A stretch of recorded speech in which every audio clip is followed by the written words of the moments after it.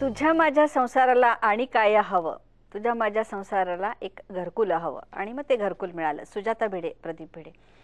हे सगळं छान चालू असतानाच निवेदना म्हणजे वृत्त निवेदक म्हणून तू अगदी घराघरामध्ये पोचलास. पण तरी सुद्धा हे करत असताना अनेक गमती जमती होत असतात, अनेक चुका होत असतात. या चुकांकडे तू कसं पाहिलंस की एकदा चूक झाली की गेली ढाप? अगं, बातम्या वाचत असताना टू अर इज ह्युमन असं म्हणतो आपण. मला एकदा आठवतंय की एकदा मी कुठले तरी मुंबईतली एक पाईपलाईन फुटली होती आणि दम सुंथनकर त्यावेळेला म्युन्सिपल कमिशनर होते. तर त्यावेळेला त्या पाईपलाईनचा जो व्यास असतो तो 300 सेंटीमीटर असं म्हणण्याऐवजी माझ्या हातून चुकून 300 मीटर म्हटलं गेलं. तर लगेच त्यांचा मला फोन आला बातम्या संपल्यानंतर, अरे ती 300 मीटर व्यासाची पाईपलाईन कुठे आहे, मला दाखवशील का जरा? अशा भानगडी. किंवा एकदा चंद्रशेखर पंतप्रधान होतायत का नाही असं चाललं होतं आणि मी असं म्हटलं की ज्येष्ठ नेते. तर ज्येष्ठ नेते असं म्हणण्याऐवजी चुकून मी म्हटलं श्रेष्ठ नेते. तर श्रेष्ठ नेते असं म्हटल्यानंतर मला न्यूज डिपार्टमेंटने मेमो दिला की तुम्ही ज्येष्ठाऐवजी श्रेष्ठ का म्हणाला. ज्येष्ठ म्हणणं म्हणजे एक सर्वसामान्यपणे कुठल्याही नेत्याला आपण म्हणतो तसं. श्रेष्ठ नेते म्हणजे सगळ्यात श्रेष्ठ नेते, ते वेगळं विशेषण वापरलं. पण योगायोगानं ते पंतप्रधान झाले आणि मग त्यांनी मेमो मागे घेतला. अरे वा वा वा वा वा, मग तुझ्या वाणीतून ते मला वाटतं ती घटना सत्य. पण प्रदीप, तरीही सातत्याने उत्तम बातम्या पोहोचवणं म्हणजे हा आदर्श आहे, तो तू आहेस. यासाठी तू काय पथ्य पाळलीस? बऱ्याच वेळेला तू त्याच्या आधी अर्धा तास कोणाशी बोलत नाहीस किंवा एक विशिष्ट वेळ झाल्यानंतर तू तुझ्या कामामध्ये बिझी राहतोस. आज तसं पाहायला मिळत नाही. काय पथ्य पाळायचे असतात किंवा हे जे तू इतकं सातत्याने वृत्तनिवेदक? चांगला वृत्तनिवेदक होण्यासाठी मला असं वाटतं की तुम्हाला रोज काहीतरी व्यायाम करण्याची थोडी सवय हवी. कारण डॉक्टर लागू असं म्हणतात त्याप्रमाणे शरीर हे एक वाद्य आहे. ते जर तुम्हाला अभिनेता म्हणून जर तुम्हाला मंचावर वावरायचं असेल तर ते शरीर तुम्हाला चांगलं ठेवलं पाहिजे. कारण तेच तुमचा अभिनय, मुद्राभिनय म्हणा किंवा देहबोली म्हणा, प्रेक्षकांपर्यंत पोहोचवतं. तर माझं बोलणं, माझं तिथं बसणं, नंतर माझा जो एक प्रेझेन्स ऑफ माइंड आहे, हे सगळं होण्यासाठी तुम्हाला काही योगा म्हणा किंवा काही बेसिक एक्सरसाइजेस ते मी करत आलो. मी शाकाहारी असल्यामुळे आणि तेलकट वगैरे फारसं खात नसल्यामुळे तो प्रश्न माझा अनायसे सुटला. आम्ही कधी कधी गमतीनं असं म्हणतो की आमच्या घरामध्ये आमची मुलं असतात. आता मुलं मोठी झाली तर आमच्या घरामध्ये 7 महिन्याला 5 किलो तेल लागायचं. आमच्याकडे फ्राईंग वगैरे आम्ही कधी करायचो नाही. त्यामुळे तेलकट गोष्टी प्रचंड कमी खाणं झालं. आणि त्यानंतर मुख्य म्हणजे सकाळी उठल्यानंतर रोजचे सगळे वृत्तपत्र, इंडिया टुडे सारखी मासिकं ही वाचून स्वतःला अपडेटेड ठेवणं. आणि त्यानंतर न्यूज वाचायला गेल्यानंतर सुरुवातीला बसल्यानंतर पूर्ण बुलेटिन अगदी बारकाईनं तुम्ही वाचून घेणं. त्या बुलेटिन मधल्या काही छटा असतील तर वाचून घेणं. आणि आता मी पाहतो की आता 24 तास एका चॅनेलवर मी काम करत असताना माझ्या लक्षात असं येतं की तुम्हाला आजूबाजूला काय झालेलं आहे, कोणाशी बोलायचं आहे. तुम्हाला नागपूरच्या माणसाशी बोलायचं असतं, नाशिकच्या माणसाशी बोलायचं असतं. तर त्याच्याशी आपण काय बोललं पाहिजे, ती घटना काय आहे, ते घटनेचे सगळे पदर जे आहेत ते समजावून घेणं.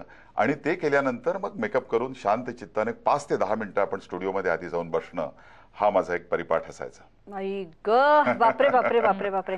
पण प्रदीप, या सगळ्या इतक्या मोठ्या करिअरमध्ये अनेक सुखदुःखाचे प्रसंग आले, अनेक म्हणजे काय आव्हानात्मक वाटले. त्याच्यामध्ये प्रामुख्याने उल्लेख करण्यासारखा म्हणजे आपले पंतप्रधान राजीव गांधी यांची जेव्हा हत्या झाली तेव्हा तुझा लागलेला तो आवाज आणि आतून तुझ्या हृदयापासून पोचलेल्या त्या बातम्या अख्खा महाराष्ट्र तेव्हा हेलावला. तर ह्या सगळ्या बातम्या देत असताना बातम्या देण्याचं भान राखायचं आहे. प्रदीप भिडे ही पर्सनॅलिटी तिथे व्यक्त व्हायची आणि स्वतःचं दुःख सुद्धा आपण दाबून जेव्हा देतो तेव्हा काय घालमेल होत असेल? कसं आहे, वृत्तनिवेदकांनी फार त्या बातम्यांमध्ये इन्व्हॉल्व्ह होता कामा नये. थोडं काहीसं डिस्पॅशनेटली बातम्या वाचल्या पाहिजेत असं म्हणतात. पण तरी देखील असं होतं की राजीव गांधींसारखा एखादा तरुण वयातला नेता, श्री पेरुंबुद्दूरला त्यांची हत्या होते. पहाटे रात्री 8:30ची घटना. मला पहाटे फोन येतो वृत्त विभागाचा की प्रदीप, तुम्ही ताबडतोब या, इथे बातम्या लिहायला पण कोणी नाहीये. विजया जोशी म्हणून आमच्या त्यावेळेला संपादक होत्या.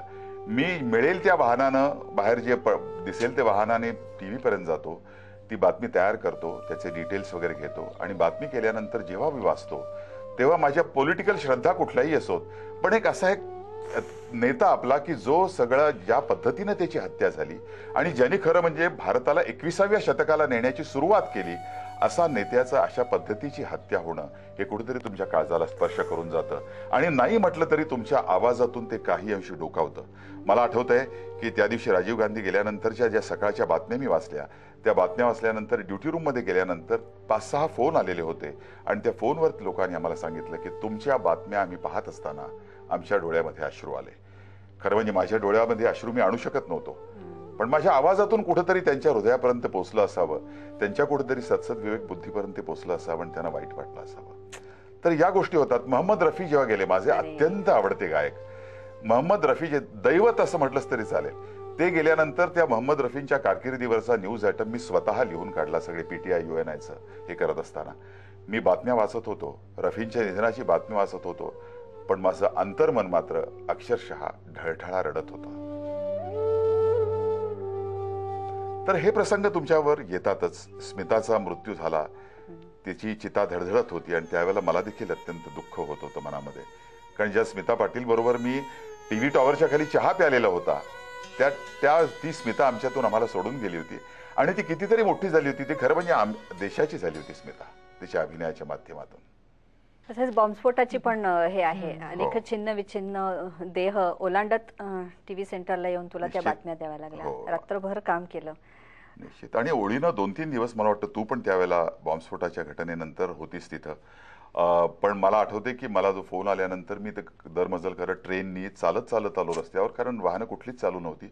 वाहनांनी संपूर्ण मुंबई भरून गेली होती, बॅक टू बॅक, आणि बंद होती वाहनं, पुढे जायला रस्ता नव्हता. तर लोक माझ्याकडे आशंकेनं भीतीनं असे घाबरले होते आणि मला विचारत होते, भिडे काय नेमकं झालंय? मी म्हणलं मला पण माहित नाही, मी टीव्हीवर आता गेल्यानंतर मी वाचेन तेव्हाच मला कळेल आणि तोपर्यंत तुम्हालाही ते कळणार नाही, कारण तुम्ही घरापर्यंत पोहोचू शकणार नाही हे मला माहित होतं, कारण तोपर्यंत ते घरी पोहोचूच शकत नव्हते.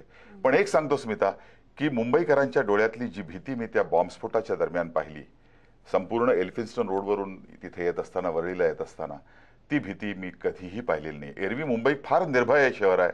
तुम्ही रात्री 12 वाजता इकडे तिकडे गेलात तरी मुंबईमध्ये काही तुम्हाला अडचणी होत नाहीत असं म्हणतात. पण त्या दिवशी जी भीती मुंबईकरांच्या डोळ्यात दिसली ती मी कधीही पाहिलेली नाही आतापर्यंत. बापरे. हा प्रदीप, सुख दुःख ऊन पाऊस असं सगळं करत आपण पुढे पुढे जात असतो. मला वाटतं तुझे अनुभव हे आमच्या सगळ्या मित्र परिवाराला पुढच्या इतके मार्गदर्शक ठरणार आहे.